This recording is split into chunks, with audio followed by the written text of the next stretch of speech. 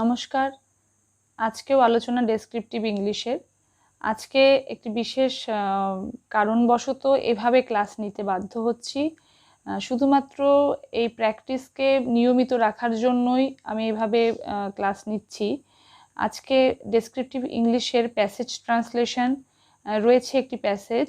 আশা করি আপনাদের বুঝতে অসুবিধা হবে না। প্রথমে পড়ে নিচ্ছি প্যাসেজটিকে। পাড়াগাঁয়ে আসিয়া যেন মাতৃ করে আসিলাম মনে হইল। আমার 8 বৎসর বয়সের সময় আমি গ্রাম ছাড়িয়া শহরে আসিয়াছিলাম। ইতিমধ্যে জন্মভূমি আমার মনের মধ্যে ছায়ার মতো অস্পষ্ট হইয়া আসিয়াছিল। যতদিন চক্ষু ছিল, কলিকাতা শহর আমার চারিদিকে আর সমস্ত স্মৃতিকে আড়াল করিয়া রাখিয়াছিল। চোখ যাইতেই বুঝিলাম কলিকাতা কেবল চোখ ভুলাইয়া রাখিবার শহর, ইহাতে মন ভরিয়া রাখে না। দৃষ্টি হারাইবা মাত্র আমার সেই বাল্যকালের পল্লীগ্রাম দিবাবসানে নক্ষত্র লোকের মতো আমার মনের মধ্যে উজ্জ্বল হইয়া উঠিল। এই হচ্ছে পুরো প্যাসেজটি। এবার যেরকম করে থাকি যে লাইন ধরে ধরে ট্রান্সলেশনের চেষ্টা করব। প্রথমেই আসছি প্রথম সেন্টেন্সটিকে নিয়ে। প্রথম বাক্যটি আছে, পাড়াগাঁয়ে আসিয়া যেন মাতৃ করে আসিলাম মনে হইল।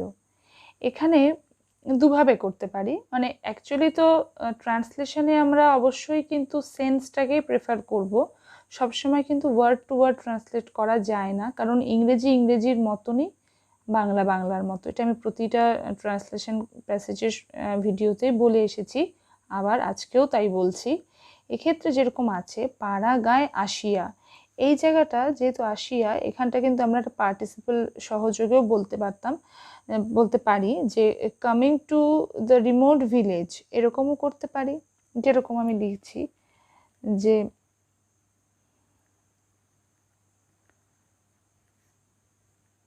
Coming to the remote village.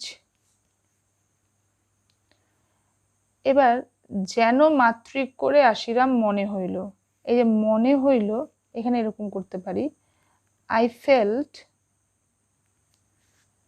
যেন মানে হচ্ছে অ্যাজ ইফ, মাতৃক্রোড়ে আসিলাম, মাতৃ করে, as if I came in the lap of mother. এই যে in the lap of mother, মাতৃক্রোড়ে, মানে মাতৃক্রোড়ের মধ্যে, তাহলে in the lap of mother. তাহলে এই যে মনে হইল, আই ফেল্ট, এই যেন তার জন্য বসলো অ্যাজ ইফ, আমি আসিলাম অর্থাৎ আই কেম, কোথায় না মাতৃক্রোড়ে, in the lap of mother. তাহলে এভাবে করলাম যে coming to the remote village I felt as if I came in the lap of mother. অথবা এরকমও বলতে পারতাম, when I came to the remote village I felt as if I came in the lap of mother। দুটোই বলা যেত, মানে এখানে কামিংটাকে আমি ভেঙে করতে পারতাম when I came, সেটাও করা যেত।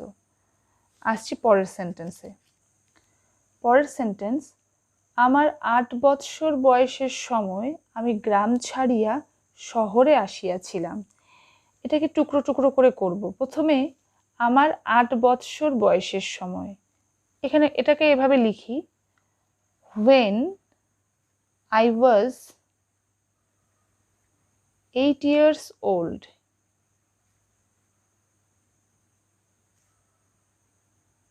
বা when I was 8, সেভাবে করলেও চলবে।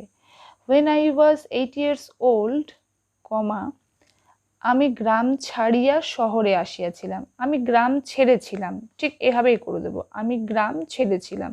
তাহলে I left the village,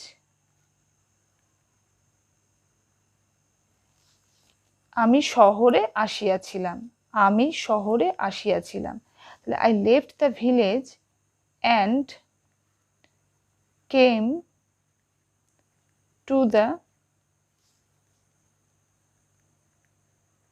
city. তাহলে কি, when I was 8 years old বা when I was 8, I left the village, আমি গ্রাম ছেড়েছিলাম এবং শহর এসেছিলাম, and came to the city, যেটা এই সেন্টেন্সে বলা হয়েছে যে আমার 8 বৎসর বয়সের সময় আমি গ্রাম ছাড়িয়া শহরে আসিয়াছিলাম, সেটাই করলাম। এভাবে ভেঙে ভেঙে ভুল হওয়ার সম্ভাবনাও কম, যে when I was 8 years old, I left the village, আমি গ্রাম ছেড়েছিলাম এবং শহর এসেছিলাম, came to the city। পরের সেন্টেন্স, ইতিমধ্যে জন্মভূমি আমার মনের মধ্যে ছায়ার মতো অস্পষ্ট হইয়া আসিয়াছিল। আচ্ছা, একটু বড়, একটু ভেবে করছি। ইতিমধ্যে, ইতিমধ্যে, ইন দ্য meanwhile,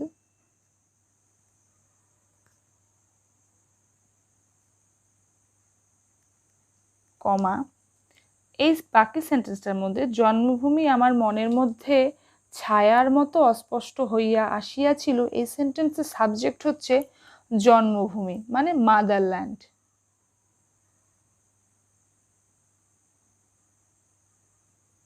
কি হয়েছিল? অস্পষ্ট হইয়া আসিয়াছিল। তাহলে এটা হচ্ছে ফাইনাইট ভার্ব, এটাই আগে দেব। তাহলে হয়ে এসেছিল মানে বিকেম কি না অস্পষ্ট, অবস্কিওর।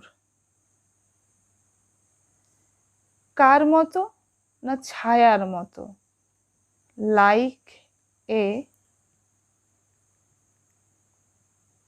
শ্যাডো। কোথায় না আমার মনের মধ্যে, ইন মাই মাইন্ড। তাহলে ইন দ্য মিনওয়াইল মাদারল্যান্ড, এখানে হোমল্যান্ডও কেউ লিখতে পারে, হ্যাঁ। Motherland became obscure like a shadow in my mind. পরের বাক্যটি দেখে নিচ্ছি। পরের সেন্টেন্সটি, যতদিন চক্ষু ছিল কলিকাতা শহর আমার চারিদিকে আর সমস্ত স্মৃতিকে আড়াল করিয়া রাখিয়াছিল। তাহলে যতদিন চক্ষু ছিল, এই জায়গাটা কিভাবে করব না, যতদিন মানে as long as চক্ষু ছিল, I had eyes, তাহলে as long as I had eyes, Calcutta শহর আমার চারিদিকে, the city of Kolkata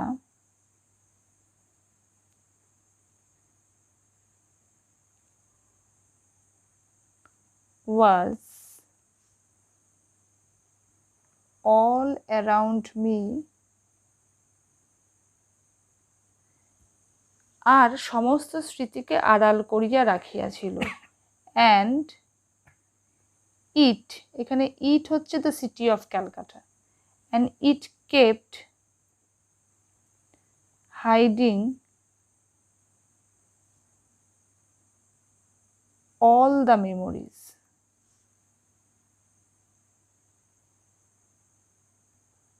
অর্থাৎ আমার সমস্তটা জুড়েই কলকাতা শহর, বাকি সমস্ত স্মৃতিকেই সে আড়াল করে রেখে দিয়েছিল। তাহলে as long as I had eyes, যতদিন চক্ষু ছিল, সাবজেক্ট হচ্ছে কলিকাতা শহর, the city of কলকাতা, আমার চারদিকে, was all around me, এবং and it kept hiding, এবং এটা লুকিয়ে রেখেছিল কি না all the memories। একটু বড় সেন্টেন্স, এভাবে ভেঙে ভেঙে করে দেব, তাহলে সঠিক হয়ে যাবে। আসছি পরের সেন্টেন্স নিয়ে। পরের সেন্টেন্সটি, চোখ যাইতেই বুঝিলাম কলিকাতা কেবল চোখ ভুলাইয়া রাখিবার শহর, ইহাতে মন ভরিয়া রাখে না। একটু সেন্সটা বুঝে নিয়ে করা। চোখ যাইতেই বুঝিলাম, এখানে চোখ যাওয়া মানে চোখের দৃষ্টিশক্তি যাওয়া, হ্যাঁ। তাহলে এখানে এভাবেই করব, চোখ যাইতেই বুঝিলাম when the eyes had gone, মানে চোখের দৃষ্টিশক্তি চলে গেল, when the eyes had gone, আমি বুঝিলাম, I realized কলিকাতা কেবল চোখ ভুলাইয়া রাখিবার শহর। চোখ ভুলাইয়া রাখিবার মানে হচ্ছে অ্যাকচুয়ালি এখানে ঠকানোর, মানে সেই যা ভাবি তা নয়, অর্থাৎ কোনোভাবে ভুলিয়ে রাখে সেরকম একটা ব্যাপার। তাহলে I realise that Kolkata was just a city of an eye deceiving.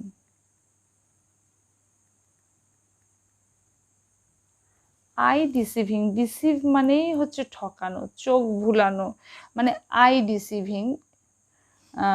তো Kolkata was just a city of an eye deceiving, Kolkata শুধুমাত্র একটি চোখ ভুলানো শহর, ইহাতে মন ভরিয়া রাখে না। বাট ইট কুড নট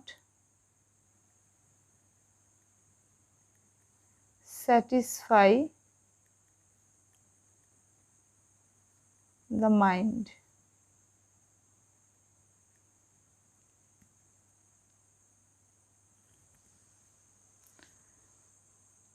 তাহলে when the eyes had gone, যখন চোখ চলে গেল বা চোখ যাওয়ার সাথে সাথে আমি বুঝলাম, I realized that Kolkata was just a city of an eye deceiving, but it couldn't satisfy the mind. কিন্তু মনকে ভরিয়ে রাখতে পারে না, মানে মনকে তৃপ্তি করতে পারে না, তৃপ্ত হতে পারে না মন, এটা উপলব্ধি। সেজন্য এইভাবে ট্রান্সলেট করার চেষ্টা করা হলো। আসি পরের সেন্টেন্সে। শেষ সেন্টেন্স, একটু বড় সেন্টেন্স এই প্যাসেজের, সেটা দেখে নিচ্ছি। দৃষ্টি হারাইবা মাত্র আমার সেই বাল্যকালের পল্লীগ্রাম দিবাবসানে নক্ষত্র লোকের মতো আমার মনের মধ্যে উজ্জ্বল হইয়া উঠিল। বড় সেন্টেন্স থেকে একটুও ঘাবড়ানোর কিছু নেই। আমি আগেও দেখিয়েছি যে বড় সেন্টেন্সগুলোকে কিভাবে ছোট ছোট করে ট্রান্সলেট করে একটা সেন্টেন্স তৈরি করব। প্রথমে আসবো এই জায়গাটায়, দৃষ্টি হারাইবা মাত্র, মানে যেই মাত্র আমি দৃষ্টিশক্তি হারালাম সেই সময়টা। তাহলে এরকম ক্ষেত্রে আমি কি ইউজ করি আমরা, সেটা হচ্ছে অ্যাজ সুন অ্যাজ। তাহলে as soon as I lost my sight, আইসাইটও করা যেতে পারে, বা এই সাইট, এই সাইট মানেই দৃষ্টি। তাহলে as soon as I lost my sight, দৃষ্টিশক্তি হারানোর মানে হারানো মাত্রই আমার সেই বাল্যকালের পল্লীগ্রাম, এটা কিন্তু সাবজেক্ট পরবর্তী সেন্টেন্সটা, আমার সেই বাল্যকালের পল্লীগ্রাম। তাহলে the village of my childhood days, childhood days, বাল্যকাল মানে চাইল্ডহুড ডেজ, তাহলে বাল্যকালের ভিলেজ মানে গ্রাম, the village of my childhood days কি হলো না উজ্জ্বল হয়ে উঠলো। তাহলে হয়ে ওঠা হচ্ছে ভার্ব, মানে বিকেম, কি হলো না উজ্জ্বল, তাহলে বিকেম ব্রাইট। কোথায় না আমার মনের মধ্যে, became bright in my mind, না এখানে করব নক্ষত্র লোকের মতো, এই জায়গাটা আছে, তাহলে নক্ষত্র লোকের মতো, তাহলে বিকেম ব্রাইট, আগে এই জায়গাটা করে নিই, নক্ষত্র লোকের মতো। নক্ষত্র লোক মানে হচ্ছে তারাদের জগৎ, এটাকে বলা হয় হচ্ছে স্টারি রিজিয়ন, স্টারি রিজিয়ন। তাহলে became bright as the starry, star থেকে স্টারি, রিজিয়ন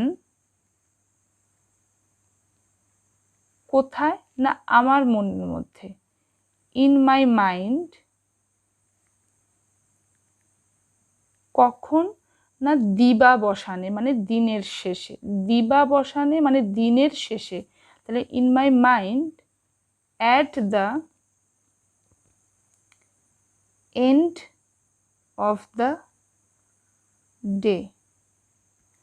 তাহলে as soon as I lost my sight, দৃষ্টি হারাইবা মাত্র, মানে as soon as I lost my sight হয়ে গেল।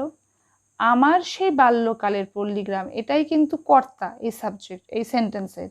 তাহলে the village of my childhood days, এবার ভার্বে যাব, হয়ে উঠলো। তাহলে বিকেম কি হয়ে উঠলো না উজ্জ্বল, ব্রাইট কেমন না নক্ষত্র লোকের মতো, অ্যাজ দ্য স্টারি রিজিয়ন কোথায় না আমার মনের মধ্যে, ইন মাই মাইন্ড কখন না দিবাবসানে, at the end of the day. তাহলে এটা ছিল এত বড় একটি সেন্টেন্স, কিন্তু এটাকে এভাবে যদি বুঝে বুঝে করি পার্ট করে করে, তাহলে এটা সুন্দর ট্রান্সলেট হয়ে যাচ্ছে। তাহলে as soon as I lost my sight the village of my childhood days became bright as the starry region in my mind at the end of the day. তাহলে এই ছিল আজকের প্যাসেজ এবং তার ট্রান্সলেশন। আশা করছি আপনাদের বুঝতে কোনো অসুবিধা হয়নি। একটু বিশেষ কারণবশত এভাবে আজকে ক্লাস নিচ্ছি। খুব শীঘ্রই আবার আমার নতুন ভিডিও নিয়ে আপনাদের সঙ্গে দেখা হচ্ছে। ততক্ষণ আমার চ্যানেল দেখতে থাকুন। ধন্যবাদ।